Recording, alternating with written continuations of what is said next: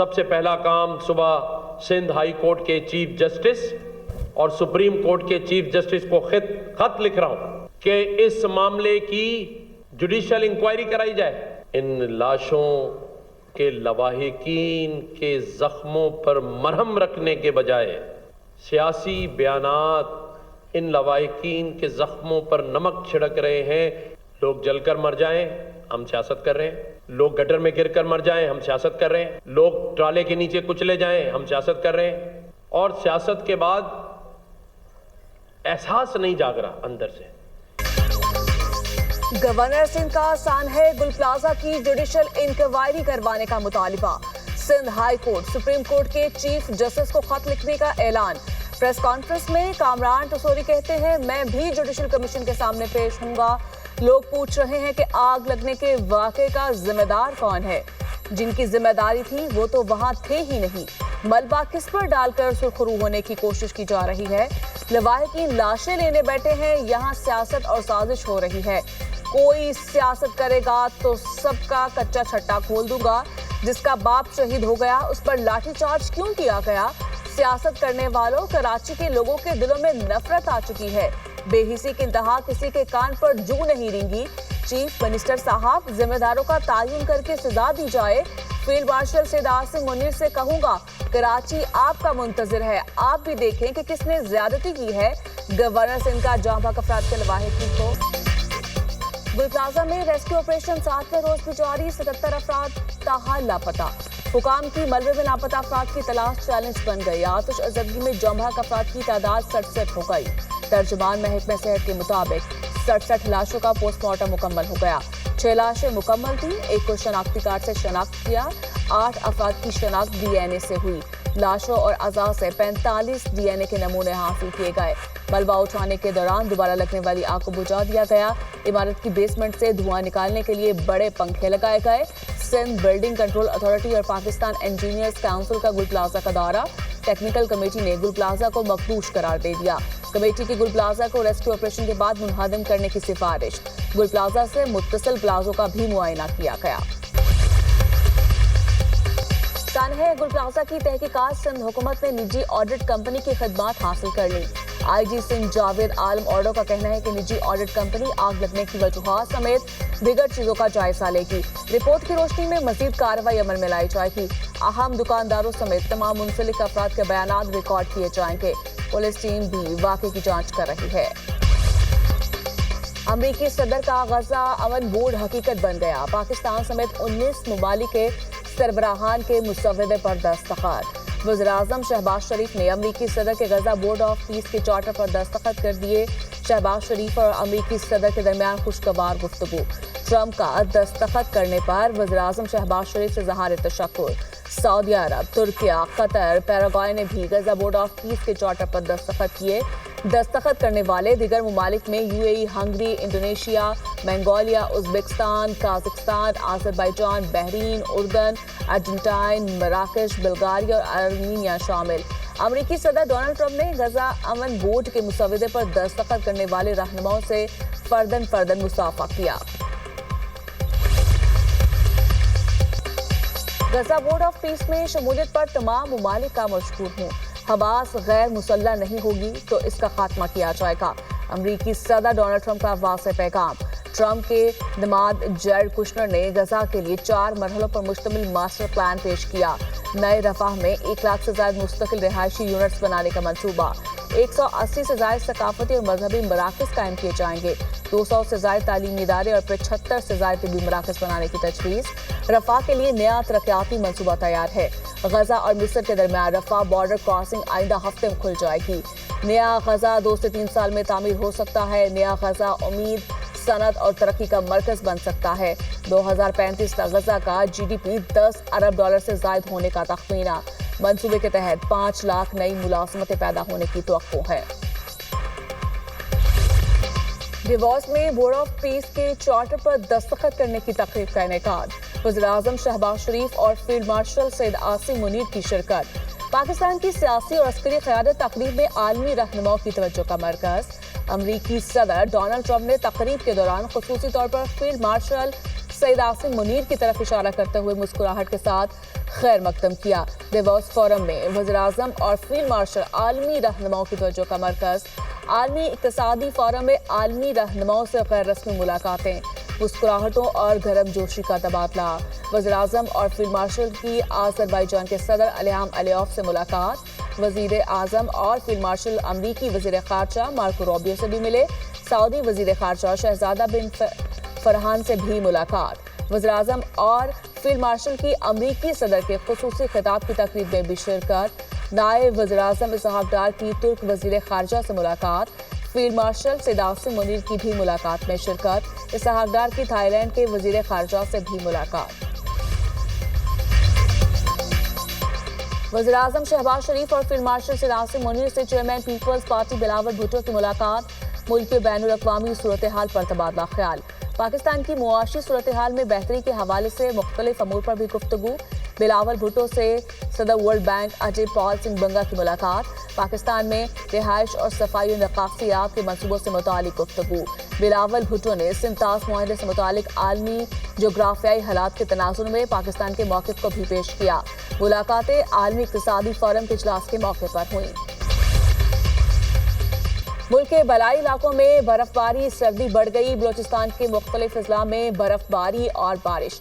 قلعہ عبداللہ میں 1 فٹ، چمن میں 10 انچ، زیارت میں 9 انچ اور پشین میں 6 انچ برف باری ریکارڈ۔ کوئٹہ، مستونگ اور کلات میں بھی روئی کے گالوں کی برسات۔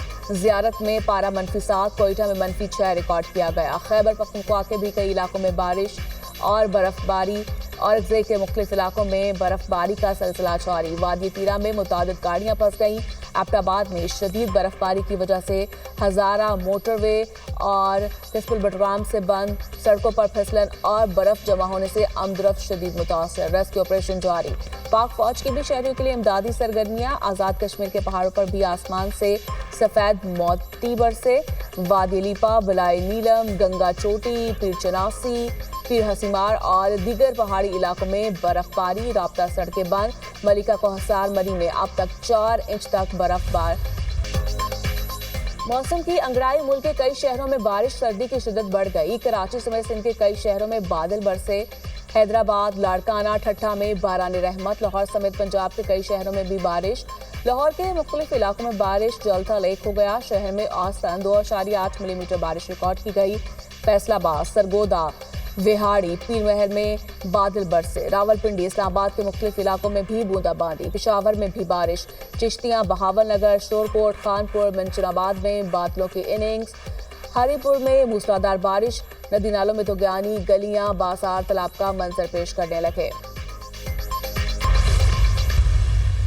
صوبہ اپنی ذمہ داری نہیں کر رہا، وفاق کو اختیار ہے انٹروین کرنے کا۔ یہاں پر روزانہ ڈیتھس ہو رہی ہیں، سانحات ہو رہے ہیں۔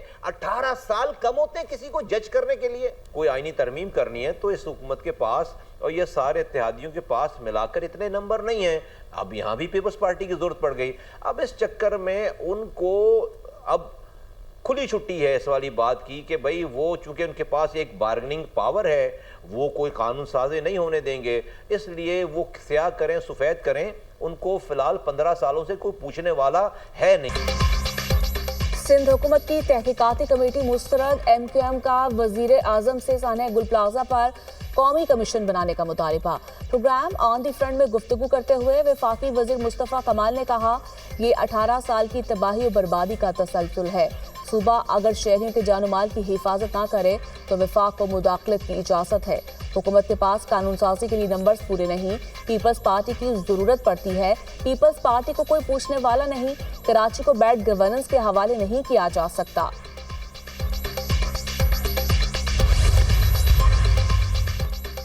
گھی سیدھی انگلی سے نہیں نکل رہا، ترمیم آ رہی ہے۔ خواجہ اظہار الحسن کی پیش گوئی۔ متحدہ رہنما نے پروگرام دنیا مہر بخاری کے ساتھ میں گفتگو کرتے ہوئے کہا، 27ویں ترمیم نے مزید ترامیم کا راستہ کھول دیا۔ کم از کم 3 ترامیم آئیں گی، سب ٹھیک ہو جائے گا۔ پیپلز پارٹی نے سندھ کو برباد کر دیا۔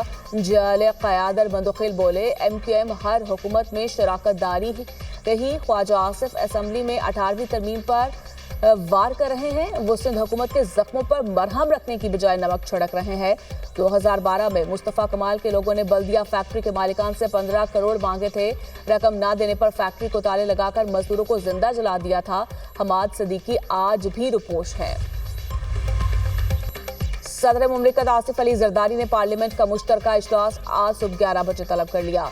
सदर मुमलिकत की जानिब से वापस भेजे जाने वाले 24 बिल और 5 नए बिल मुश्तरका इजलास में पेश किए जाने का इम्कान। सहाफियों के तहफ़्फ़ुज़, घरेलू तशद्दुद की रोकथाम का बिल भी पेश किया जाएगा। हुकूमत ने पीपल्स पार्टी को मना लिया। कानून साजी में मुकम्मल ताउन करने पर तैयार। हुकूमत और पीपल्स पार्टी में तातुल की बर्फ नए राब्ते में पिघली। ज़राए के मुताबिक स्पीकर अयाज सादिक, आज़म नज़ीर तारड़ ने पीपी वफ़द से मुलाकात की। हुकूमती वफ़द ने पीपी को मुश्तरका इजलास की मुजव्वज़ा कानून साजी पर एतमाद में लिया। पीपल्स पार्टी को दानिश स्कूल्स, घरेलू तशद्दुद, नेशनल कमीशन इंसानी हकूक़ बिल पर तहफ़्फ़ुज़ात थे। हुकूमत ने मुश्तरका इजलास के तीनों बिलों पर पीपी के तहफ़्फ़ुज़ात दूर कर दिए।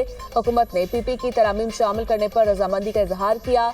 खालिद मकबूल सदीकी की सरबराही में MQM की वफ़द, राना सनाउल्लाह और वज़ीर कानून से मुलाकात। मुश्तरका इजलास के एजेंडे पर गुफ्तगू। वज़ीर आला पंजाब ने पाकिस्तान की पहली ग्रीन पॉलिसिंग यूनिट का इफ्तिताह कर दिया। मरियम नवाज ने इलेक्ट्रिक कार खुद ड्राइव की। गाड़ी एक चार्ज पर 410 किलोमीटर तक सफर की सलाहियत रखती है। गाड़ी सिर्फ 30 मिनट में तेजी से चार्ज हो जाती है। कार में 360 डिग्री कैमरा, सर्विलियंस और स्पीड डिटेक्शन सिस्टम नस्ब है। इलेक्ट्रिक गाड़ियों से ईंधन की बचत और जीरो कार्बन अखराज मुमकिन होगा। ग्रीन पॉलिसिंग यूनिट को मरहलावार दीगर इस्लाह तक फैलाने की हिदायत की गई। मरियम नवाज ने कहा, ग्रीन पॉलिसिंग साफ माहौल और गुड गवर्नेंस की इलामत है।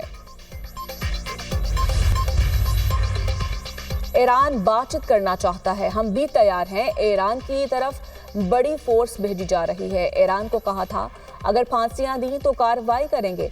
मेरी धमकी के बाद ईरान ने फांसियां मंसूख कर दी। अमरीकी सदर डोनाल्ड ट्रंप की तैयारी में मीडिया से गुफ्तगू। कहा, अमरीकी फौजी असासे मशरिक़ वुस्ता मुंतकिल हो रहे हैं। ईरान में मुजाहिरों के दौरान कितनी हलाकतें हुई कोई नहीं जानता। ईरान से तिजारत करने वाले मुमालिक पर 25% इजाफी टैरिफ लगाएंगे। ग्रीनलैंड की सिक्योरिटी पर नेटो के साथ मिलकर काम करेंगे। ग्रीनलैंड फ्रेमवर्क मुआहदे पर पेशरफ्त के लिए माहौल मुस्बत है। यूक्रेन जंग के खात्मे के लिए कोशिशें जारी हैं। यूक्रेनी सदर ज़ेलेंस्की और पुतिन दोनों मुआहिदा करना चाहते हैं। जल्द मालूम हो जाएगा। अप्रैल में चीन जा रहा हूं। साल के इख्तिताम पर चीनी सदर यहां आएंगे। पाकिस्तान की दहशतगर्दी की तमाम सूरतों की शदीद मसम्मत। कायम मुकाम मुस्तकिल मंदूब उस्मान जदून का अक़वाम मुत्तहिदा की सलामती काउंसिल से खिताब। कहा, शाम में कई बरसों के तनाज़े के बाद सियासी इदारा जाती पेशरफ्त हौसला अफजा है। शाम की वहदत, खुद मुख्तारी और इलाक़ाई सालबत बरकरार रहनी चाहिए। इसराइल की शाम की खुद मुख्तारी की बार बार खिलाफ वर्जियाँ इस्तेहकाम को नुकसान पहुँचाती हैं। कनाडा खुद मुख्तार मुल्क, अमरीका पर इन्हिसार नहीं, कनाडा का दो टोक मौक़िफ़। वज़ीर-ए-आज़म मार्क कार्ने कहते हैं, कनाडा अमरीका की वजह से नहीं अपनी शनाख्त से तरक्की करता है। कनाडा की ताकत उसके अवाम और इदारे हैं। अमरीका और कनाडा के दरमियान करीबी तिजारती, सफारती और दिफाई ताल्लुकात हैं। कनाडा एक आज़ाद और खुद मुख्तार रियासत है जो अपनी पॉलिसियाँ खुद तय करने की सलाहियत रखती है।